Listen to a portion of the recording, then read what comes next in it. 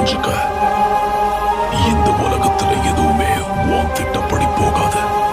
நீ தொடர்ந்து இந்த வாழ்க்கைய வாழும் போதுதான் அந்த வாழ்க்கையில வலியும் சுகமும் நிறைவேறாத ஆசையும் மட்டும்தான் இருக்குன்னு நீ புரிஞ்சுக்குவ.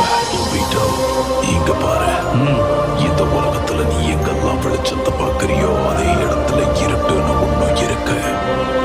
ஜெயிக்கிறவங்க இங்க இருந்துகிட்டு இருக்கிற வரைக்கும் தோத்தவங்களும் நிச்சயமா இங்கதான் இருப்பாங்க. அமைதி நிலவணுங்கிற ஒரு சுயநலமான எண்ணம் தான் போர் உருவாக்குறதுக்கான காரணமே. இப்படித்தான் அன்பை பாதுகாக்க வெறுப்புங்கிற ஒரு விஷயம் உருவாச்சு. இந்த சபிக்கப்பட்ட உலகத்துல நாம நினைச்ச எதுவுமே நடக்காது. இதுதான் வாழ்க்கையோட உண்மை. அதை சீக்கிரம் புரிஞ்சுப்ப.